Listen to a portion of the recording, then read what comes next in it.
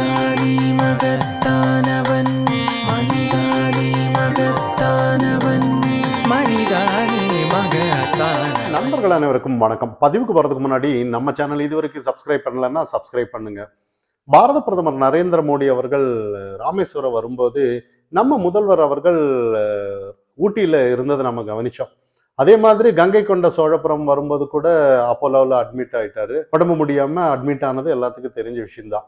இப்போ தொழில் முதலீடு அப்படின்னு சொல்லி நம்ம முதல்வர் அவர்கள் வெளிநாட்டுக்கு ஜெர்மனி இந்த மாதிரி நிறைய வெளிநாட்டுக்கு பயணம் அப்படின்னு தொழில் முதலீட்டு ஈர்ப்பு அதுக்கு போறாருன்னு ஒரு விஷயம். இப்போ இந்த இடத்துல இதே நினைச்சு பார்த்தோன்னா நம்ம மோடி அவர்கள் இப்போ ஆகஸ்ட் மாதம் 26ஆம் தேதி வர்றதா சில செய்திகள். அப்போ ரெண்டையும் மெர்ஜ் பண்ணி பார்க்கும்போது ஏதோ ஒரு கனெக்ஷன் இருக்கிற மாதிரி எல்லாருக்குமே ஒரு சந்தேகம் வரலாம். ஏன் நம்ம மோடி வரும்போது மட்டும் ஏன் போகணும் அப்படின்ற மாதிரி எல்லாருக்கும் அது உண்மையிலேயே ஆக்சிடென்ட்டாக கூட போகிற வாய்ப்பு இருந்தாலும் கூட மக்கள் மத்தியில் இந்த கேள்வி எல்லாருக்கும் வரும்னு நம்ம நினைக்கிறோம். அதே அடுத்ததா இன்னைக்கு அதிமுக தரப்புல அதாவது ஜெயக்குமார் அவர்கள் ஒரு எக்ஸ் வலைத்தளத்துல அன்ஃபிட் அமைச்சர் அப்படின்னு ஒரு சேகர்பாபு குறித்து ஒரு ஐடி இல்லை ஒரு ட்ரெண்ட் பண்ண முயற்சி செய்கிறாங்க அந்த போஸ்ட்டை. ஆனால் இங்கே நம்மளோட கேள்வி என்னன்னா, இன்னைக்கு திமுக ஐடி விங்கோட அதிமுக ஜெயிக்க முடியுமான்ற மாதிரி தான் இன்னைக்கு. ஏன்னா அந்த அளவுக்கு ஆக்டிவாக இருக்கிற மாதிரி தெரியலன்ற மாதிரி தான். ஏன்னா நிறைய விஷயம் ஐடியில் யாரையும் குறைச்சி மதிப்பிடலை. ஐடியில் ஐடி விங்கில் திமுக கொஞ்சம் உங்களை விட கொஞ்சம் அதிகமாக அவங்க ஒரு பலமாக இருக்கிறதா தான் நம்ம இன்னைக்கு கவனிக்கணும். ஏன்னா ஏதாவது இன்னைக்கு இவங்க அன்ஃபிட் அமைச்சர் அப்படின்னு சொன்னா அடுத்த உடனே திமுக தரப்புல யாராவது எடப்பாடியோ இல்லை யாராவது ஒன்று அன்ஃபிட்னு அது மக்கள் மத்தியில ஈஸியா கொண்டு அதை சேர்த்திருவாங்கன்னு நம்ம பாக்குறோம். அப்போ இந்த இடத்துல அப்ப திமுக ஐடி கூட மோதணும்னா யாரும் முடியாது. அதாவது அண்ணாமலை இருந்தா முடியும்னு தான். அண்ணாமலை தவிர்த்து வேற யாருமே முடியாது திமுக ஐடி விங்கோட மோத. இன்னொரு விஷயம், திமுக கூட மோத கூட இங்க எதிர்கட்சி யாரும் அந்த அளவுக்கு இல்லைன்ற மாதிரி தான். எவ்வளவு விஷயம் நடக்குது பாருங்க. இன்னைக்கு ஒன்னு இல்லை ரெண்டு இல்லை எல்லாமே நடந்துட்டு இருக்கு. ஏ டு ஜெட்ன்னு தான் நம்ம சொல்லணும். இன்னைக்கு கிட்னி திருட்டு கிட்னி முறைகேடு அப்படின்னு ஒரு விஷயத்த நல்லூர் அந்த திமுக எம்எல்ஏ கதிரவன் ஒரு திருச்சி மருத்துவமனை முன்னாடி நின்றுட்டு பேசுறாரு. இந்த மாதிரி நிறைய அதாவது நாங்கள் 252 ஆப்ரேஷன் பண்ணியிருக்கோம், இது வரைக்கும் ஒரு 7.5 கோடி வரைக்கும் நம்ம சம்பாதிச்சிருக்கோம். இந்த மாதிரி சொல்லிட்டே வர்றாரு. ஆனா இதே நினைச்சு அப்படியே காமெடியா சில விஷயத்த சொல்றாரு.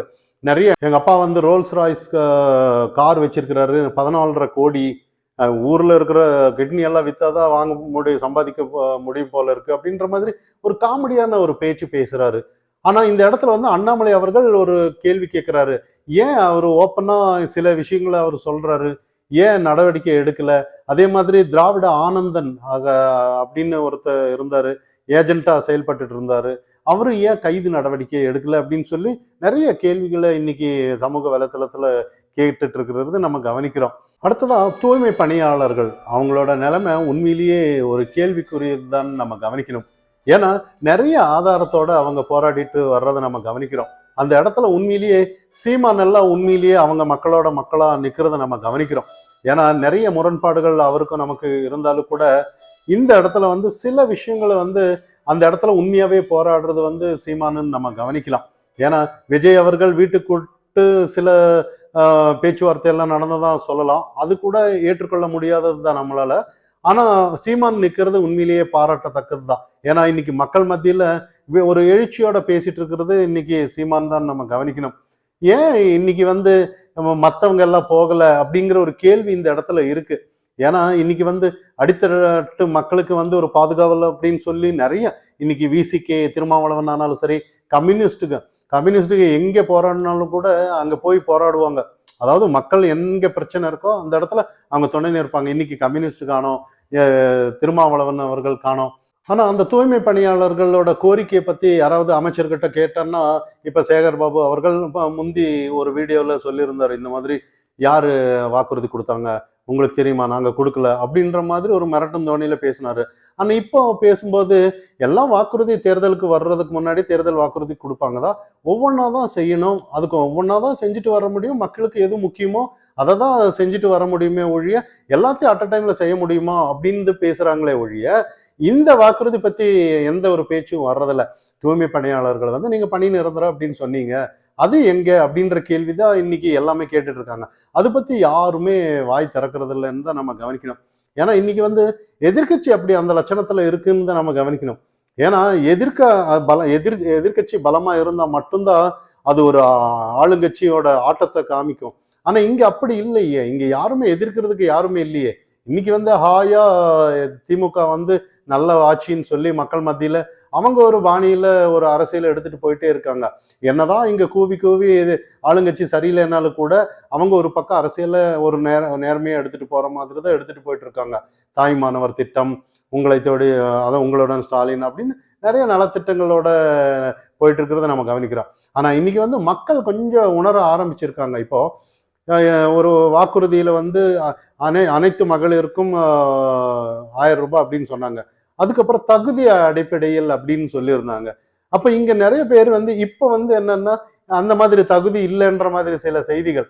அப்போ ஒரு அரசு ஒரு டைம்ல தகுதி பார்த்து 1000 ரூபாய் கொடுத்த இடத்துல இப்ப தகுதி எப்படி இல்லாம ஆயிரும்னு தான். அப்போ ஒரு நல்லா யோசிச்சு பாருங்க. அன்னைக்கு வந்து இந்த 1000 ரூபாய் வாங்குறதுக்கு ஒரு சில தரப்புக்கு தகுதி இல்லைன்னு சொன்னாங்க. இன்னைக்கு எப்படி தகுதி ஆயிரும்னு சில கேள்விகள் வருமா இல்லையா? அப்போ நிறைய விஷயங்கள் இன்னைக்கு வந்து நிறைய முரண்பாடுகள் நம்ம பேசிட்டே போகலாம். இருந்தாலும் என்ன ஆளுங்கட்சிக்கு எதிராக என்னதான் நம்ம குற்றம் சுமத்திட்டு போயிட்டு இருந்தாலும் கூட இன்னைக்கு அந்த விழிப்புங்கிறது வர்றதில்ல. விழிப்பு எப்போ வரும்னா எதிர்க்கட்சி அந்த அளவுக்கு ஸ்ட்ராங்கா இருந்தா மட்டும்தான் முடியும். இன்னைக்கெல்லாம் ஜாலியா இப்ப வந்து பாருங்க, திமுக தரப்புல அவர் வெளிநாடு பயணம் அப்படின்னு போவாங்க. அதுக்கப்புறம் ஊடகத்துல மோடி வர்றதை பத்தியே பேசிட்டு இருப்பாங்க. அடுத்தது விஜய் அவர்கள் மாநாடு நடத்துறாருன்னு பேசிட்டு இருப்பாங்க. இன்னைக்கு வந்து மக்கள் தினம் தினம் அந்த அளவுக்கு அநீதி நடந்துட்டு இருக்கிறது நம்ம யாருமே இன்னைக்கு ஊடகம் பேச மாட்டாங்க. அதே இன்னைக்கு ஊடகத்தை யாராவது நல்லா கவனிச்சு பாருங்க. ஊடகத்துல ஏதாவது பேசுறத நீங்க முன்கூட்டியே உங்களுக்கு தெரிஞ்சிடும். இந்த ஊடகத்துல வந்து விவாதத்துல ஒரு அதிமுக தரப்புல, திமுக தரப்புல, ஒரு பிஜேபி தரப்புல, இல்ல ஒரு பத்திரிகையாளர் அப்படின்னு சொல்லி உட்கார வச்சிருப்பாங்க. அந்த நெறியாளர் பேசுறதுல வச்சு முன்கூட்டியே நமக்கு தெரிஞ்சிடும். ஏதாவது ஒரு ஹெட்லைன் கொடுத்து பேச வைப்பாங்க. அதுல முன்கூட்டியே எல்லாருக்கும் தெரிஞ்சிடும். அதாவது இதுல என்ன பேச போறாங்க, ஃபைனலா என்ன வரும், யாருக்கு முக்கியத்துவம் கொடுக்குறாங்கிறது இன்னைக்கு எல்லாம் தெளிவா இன்னைக்கு தெரியும். அதனால இன்னைக்கு வந்து நிறைய பேர் இந்த ஊடகத்தை மேல நம்பிக்கை மக்களுக்கு சுத்தமா இல்லாம போயிருச்சு. ஏன்னா முன்கூட்டியே ஒரு விவாதத்தை பத்தி ஒரு தெரிஞ்சிட்டானா எப்படி பேச முடியும் தான், அதை எப்படி பார்க்க முடியும், அதை நினைச்சு பாருங்க. ஒரு விவாதம் நடக்குதுன்னா ஒரு த்ரில்லிங்கா இருந்தா தான் நல்லா இருக்கும். அதுல முன்கூட்டியே இப்ப பாக்குற கொஞ்சம் அரசியல் விஷயம் தெரிஞ்சவங்க வந்து அந்த விவாதத்தை பார்த்துட்டாலே எல்லாம் புரிஞ்சு போயிடும். அப்ப அந்த லட்சணத்துல இன்னைக்கு இருக்குன்னு நம்ம கவனிக்கிறோம். அப்போ இதெல்லாம் தாண்டி இன்னைக்கு வந்து மக்கள் வந்து நிறைய இன்னைக்கு ரீல்ஸ் பார்த்துட்டு இருப்பாங்க, இல்ல ஷார்ட்ஸ் பார்த்து வேற ஏதாவது பார்த்துட்டு இருப்பாங்களே ஒழிய இந்த அரசியல் பத்தி எதுவுமே யாரும் கண்டுக்கிறது இல்லைன்னு. அப்போ இந்த மாதிரி கண்டுகொள்ளாத மக்கள் அவேர்னஸ் இல்லாம இருந்துட்டான்னா எப்படி ஒரு மாற்றம் வரும்னு நினைச்சு பாருங்க. இப்போ எந்த அளவுக்கு நம்ம தமிழகம் குட்டிச்சவரா இருக்குன்னு நம்ம கவனிக்கணும்.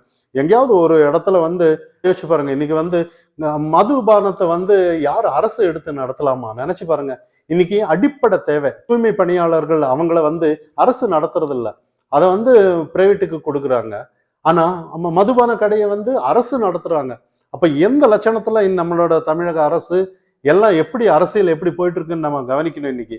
அப்போ இந்த இடத்துல வந்து முக்கியமா பார்த்தோம்னா எல்லாமே இன்னைக்கு வந்து எதிர்க்க ஆள் இல்லைன்னு தான் நம்ம பார்க்கணும்.